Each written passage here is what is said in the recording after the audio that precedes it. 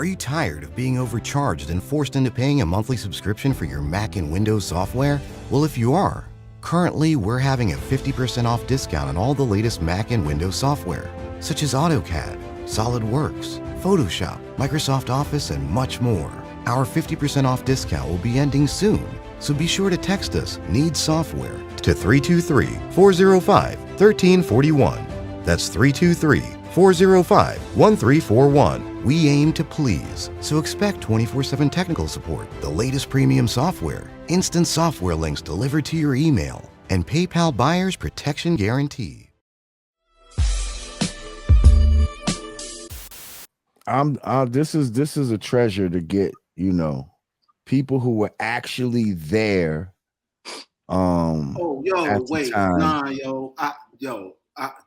Here's another myth, bro. Let's go. Mythbuster. Mythbusters, let's go. Yeah, here we go, Mythbusters. Rahiem from the God Rahiem, let's go. Yo, KRS-One did not live in 1520 Cedric Avenue at no time. He was never. Come on, man. How you doing? Like, come on, man. He's a phenomenal artist. I love all his music, but don't do that. You hold a place in a very important place in this culture, and you don't have to embellish. You don't have to, you don't have to put out false history, because you have a very rich history of your own, and you should tell your own story and let the people who were actually there tell the story. You know what I mean? With all due respect, that's all. So what you're saying is, you don't have to be a star, baby, to be in my yo, Lord, I'm gonna tell you, bro. Like, seriously, I'm blackballed, but it's all right because I got black balls. Okay.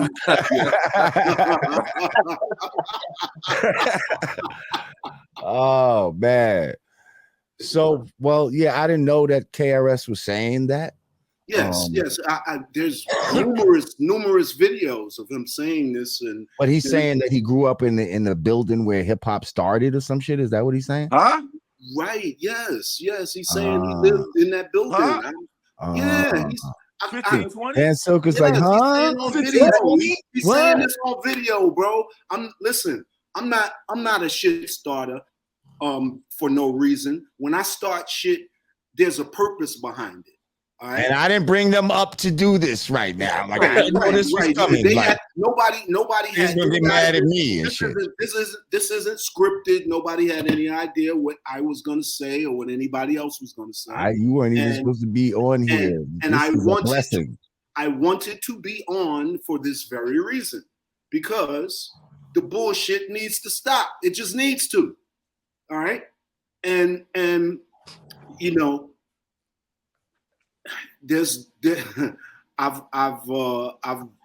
I guess I've created some enemies for myself. But it's okay. I'm here for all the smoke and whatever else comes with it. Listen, but at the end of I've been there, done that, do it again. Yeah. You'll be all right. Exactly. But I'm not trying to step on anybody's toes. I'm just trying to tell the story accurately.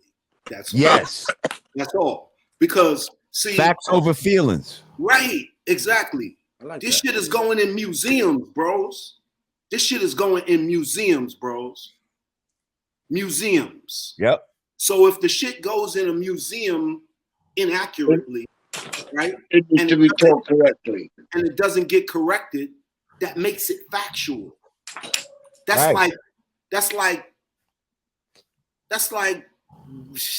man. And then if you let it go, that's almost like a rape victim, right? Who like lets the shit go mad years, and then you like try to be like, this motherfucker raped me. Well, why you let it go that long? It's even like, worse. Why you didn't say nothing when it was happening? Lord, it's even worse. It's like a false religion, bro.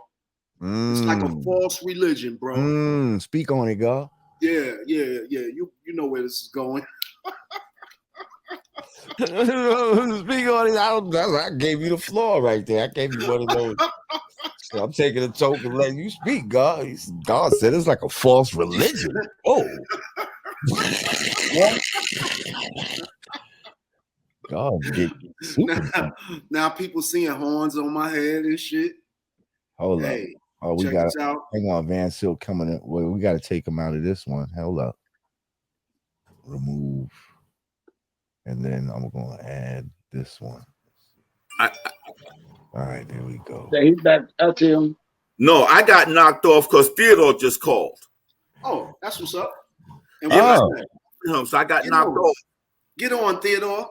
Yeah, I mean, I told Theodore. Let me see. Well, you got to tell him. See, Theodore probably thinks that I don't like him, and that couldn't be further from the truth. I have much love and respect for Theodore. I just want the truth to be told. That's it. And the truth being told is not slighting Theodore because he's still a legend. He's still an architect of this. I just want it to be said and acknowledged that he learned what he knows from Flash. That's all. Well, hey, Theodore, you want to get on? What go? Well, you know, the gist of it is, man, at the end of the day, Rahiem, what do you call, is hip hop black music? Absolutely. But it has become, culturally diverse. But yeah, it's ours. At its roots. At its roots, we created. Right. Yes, we created it. Now, what is your background as far as your family background? My mom's side of my family is Haitian Creole, and from Louisiana Creole, and my dad's side of my family is Native Black American from Georgia. Yep. Copy. Yep. Yeah, and growing up in the '60s, I remember, listening to James Brown's music. James Brown was like my first Michael Jackson. You know what I mean? And when my mom got tired of playing DJ, when she got tired of being a DJ at our little house parties, she would have me come out and entertain, and I danced like James Brown and to his songs and all of that. And that was like the precursor for me getting into breakdancing, because then I think maybe it was like 1972, a song by a group named the Olympic Runners came out called "Put the Music Where Your Mouth Is." Do-do-doom, doom-do-doom, doom-do-doom, do-do-doom. Doom doom doom doom doom doom doom doom doom. So that joint right there made me start doing dance moves. Like I was already doing like splits like James Brown, but then we moved to Lambert Houses, and when we moved to Lambert Houses, I met this dude, One Eye Andre. And Andre used to break dance, him and one of my homies, Eminem, and they took me to my first Cool Herc party. And that was in 1976. I was 13. And the atmosphere was like fucking electric, bro. It was packed. Weed smoke. It was in the PAL. B-boys. The first record that I remember hearing Herc play when I walking into the PAL was T Plays It Cool by Marvin Gaye. That's one of my all-time favorite breaks. Right. Only people I heard use that shit as far as sampling in hip hop was Jazzy Jeff and Fresh Prince. Touch of Jazz, hip hop. Touch of Jazz. Yeah, that was some shit right there. Oh shit, Theodore is calling me right now. That's what's up. Hold up, Yes, I sir. could bring him in on the phone. Good. Yes. 1 second. Hang on. Theodore. Lord Jamar, what's up, sir? We on here right now, man. I got Ruby D on here. I got Van Silk. Huh? Yeah, Whip a Whip. I got Rahiem is here, man. What's up, man? You want to come up on here? I can send you the link. Can they hear me? I got you on speaker right now. Yeah. Can everybody hear me? Yeah, can you speak? Go ahead. Go ahead. Thought I had a thing where you can. It should hook up to my phone. Oh, well, hold up. Oh, I gotta hook my Bluetooth up to it. Hang on a second. I could bring you in. Give me a second. Yo, Jamal. I just finished. Yeah. I just finished teaching my class. You know. Okay. Hang on a second. I think I'm connected. I was teaching my class and stuff like that. Go ahead. Let me see. Yeah, talk. Yeah. Can you hear me? Everybody hear me? Oh, there you go. There I can hear you, Theo. What up? Ruby D, What up, what's Theo? up, everybody? What up, Theo? Yeah, I was teaching my class, man, so I couldn't I was teaching my class, so I couldn't join you guys and stuff like that, man. You know? I've been doing a lot of traveling, man, around the United States, teaching a lot of classes and stuff like that at a lot of universities and stuff like that, man. And when I speak about the pioneers and stuff like that and the legends, you know, I got nothing but good things to say, man. You know what I'm saying? So I'm gonna say this to you, Rahiem. You got to keep my name out your mouth, man, because you don't know nothing. Yo, Theodore. Listen, see. First of all, that's not the. That's Problem with the serious five no more. This is supposed to be a conversation, brother. And you on drugs. Why you can't talk about that? I'm sorry. You know what I'm saying? Why you can't talk about that? Why Listen. the serious is on tour and you're not on. What we trying to get to the root of is who's the creators of this hip hop shit. You know, keep my name on your mouth. Yo, with all check due this respect. Check this out. Theodore. Let me explain something to you, Theodore. You ain't explaining nothing to me. No. Hey. Well, you know what? You and your feelings. I'm trying to talk to you like a man, but you talking to me like a woman. All right, listen, chill, brothers. Because all of the way you talking right now. Theodore, we love you, brother. I'm gonna talk to you later. Now, I don't want. It won't be none of this when you see me, bro. It won't be none of this when you see me. You don't even come up to my balls, bro. Fuck out of here. Peace. Like nigga, you don't even come up to my balls, nigga. Fuck is you talking about? Yeah, chill. I cut that short, man. Listen. We're not here for that. You know what I mean? Bro. Listen, I ain't know nothing like this was even gonna transpire or whatever the case may be. All I got to say about this. All I got to say about this is this. Whatever people say on the show or on social media is one thing. But when niggas see niggas in person, it be something totally different. That's all I got to say. I mean, that's all I got to say. And we know. But you know, the bottom line is, man, this hip hop is some great shit, and we all have benefited in some way by being a part of it. We've we've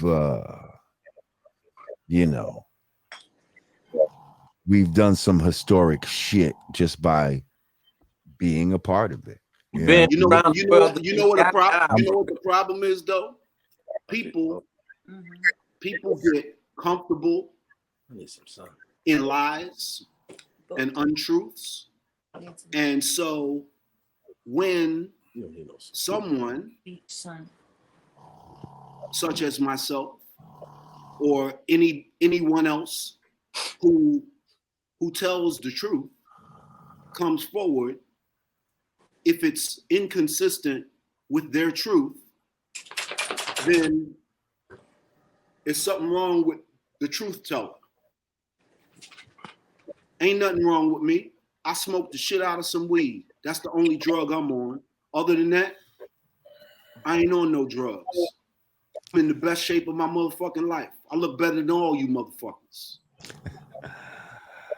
Listen, Big Lou said if Jamaicans created hip hop, then why didn't they create it in the UK as well? There is no original hip hop in the UK. It's all FBA culture.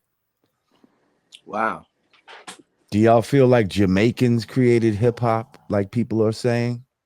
Well, I think that Jamaicans, had a hand in influencing, toasting and what have you. But really the precursor for hip hop started in like the fucking 30s and 40s, bro. Like that was the precursor. There's the precursor was also the Dozens. Right, the exactly. Motherfuckers used to snap. Right. There was Pig Meat Markham. Here Comes the Judge. If you remember, I know all of us here on this joint. Maybe not you, Lord, but y'all remember Flip Wilson's show. You know what I mean? Flip Wilson did a skit doing Here Comes the Judge. You know what I mean? And so all of these things were precursors for hip hop. Obviously we know about the Last Poets. We know about Gil Scott-Heron, And so we could say that Jamaicans had a hand in it, but overall, really it's one Jamaican. Who's the Jamaicans? Who's these Jamaicans? The one guy who was Jamaican who wasn't presenting himself as Jamaican. That's true, because he was playing himself as a Black American. And had playing soul music. We weren't playing reggae music. No. We weren't playing no other music but shit that Black people was fucking with. Right. So, I mean, again, we trying to get to the bottom of all of this.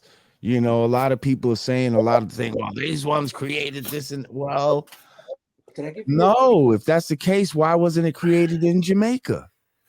Right. Why wasn't hip hop? Y'all had toasting, y'all had sound systems and all that. How come hip hop didn't spring up in Jamaica? No, it was created. What's so special about America that hip hop was created here? The conditions created. The conditions in the Bronx, or yes. And is it just the Bronx? Because some people will argue and say that DJing and on some of that shit was going on all over.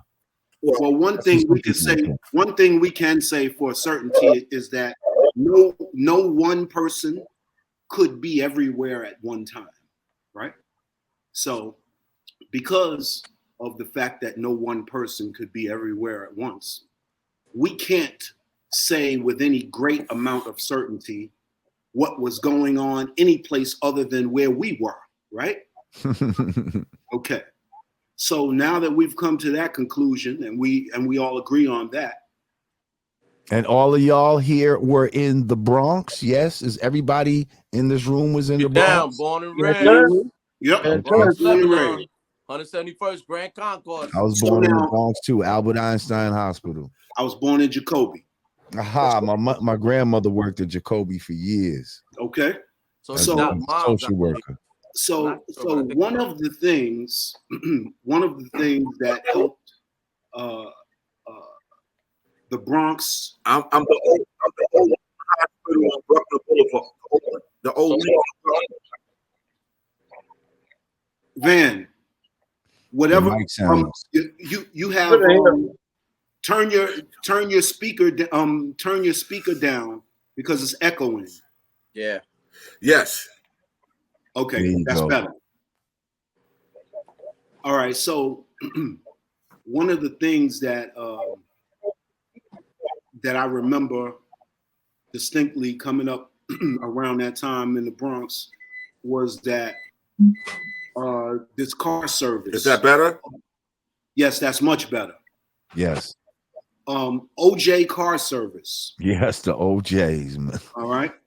Obviously, there's a few records from back then where, we're talking about OJs. And so OJ car service had luxury cars. It was a cab service in the Bronx. But they play hip hop in there. You could smoke weed in the car. Exactly. Okay. And you could put we do what we call put an OJ on hold. Yeah. Putting an OJ on hold was you paid $25 and that would hold that car for at least an hour, or it would take you to a destination equivalent to $25 worth of the trip or whatever.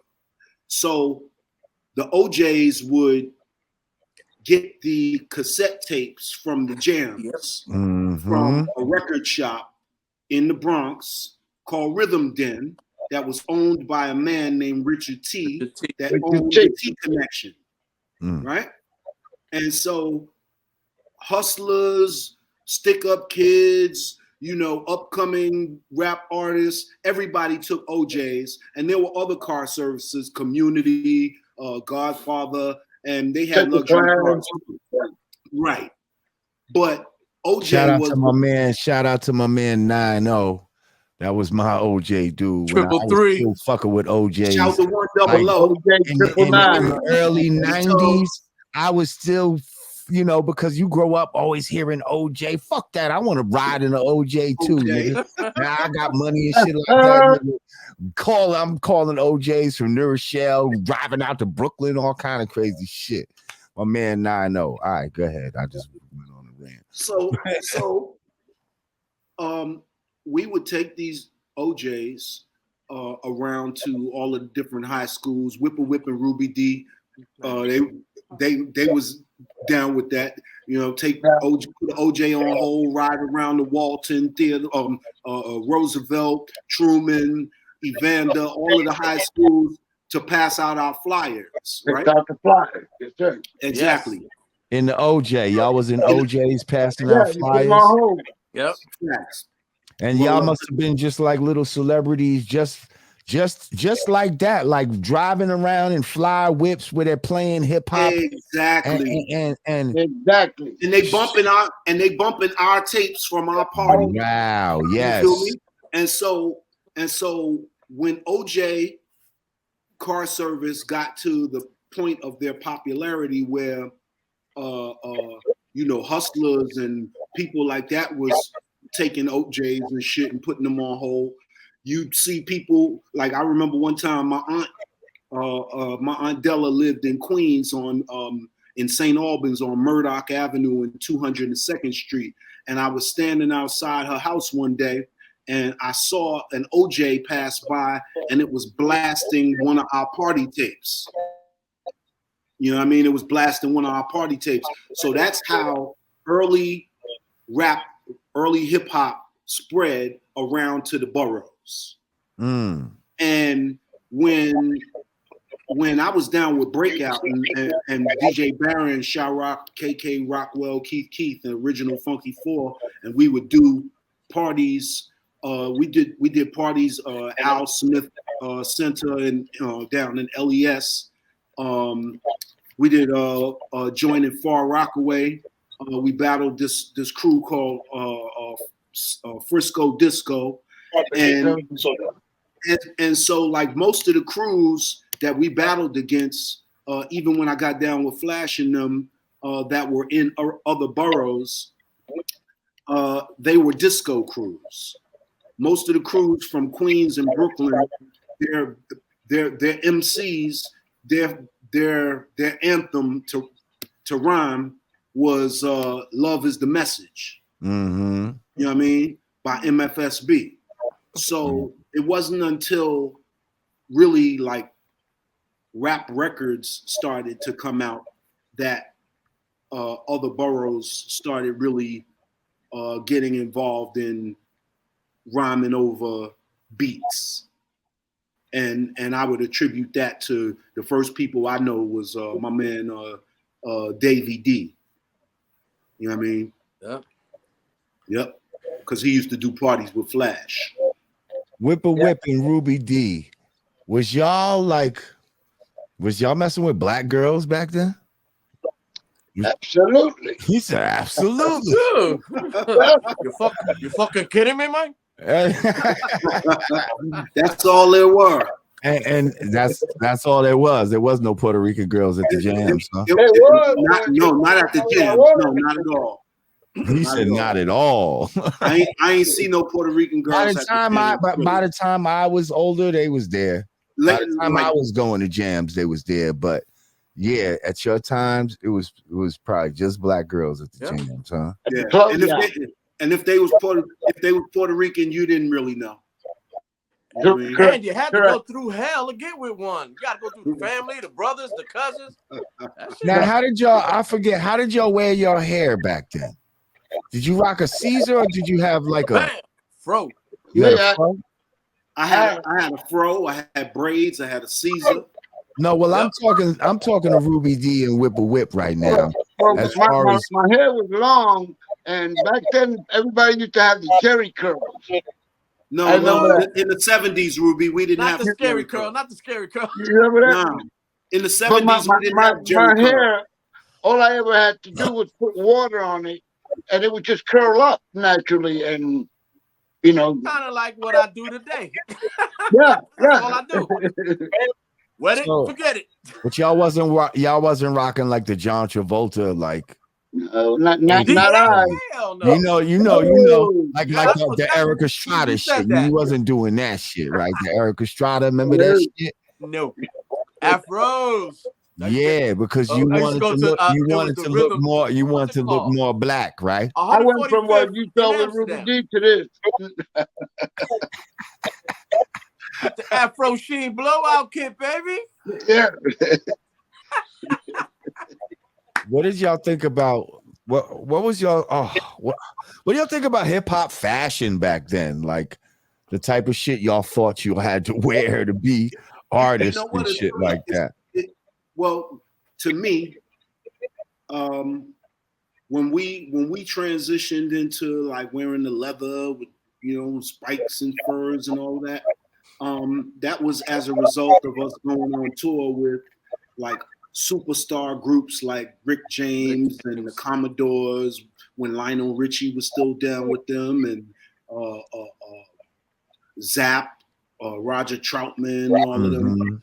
And so they were into entertaining the audience. They were into theatrics.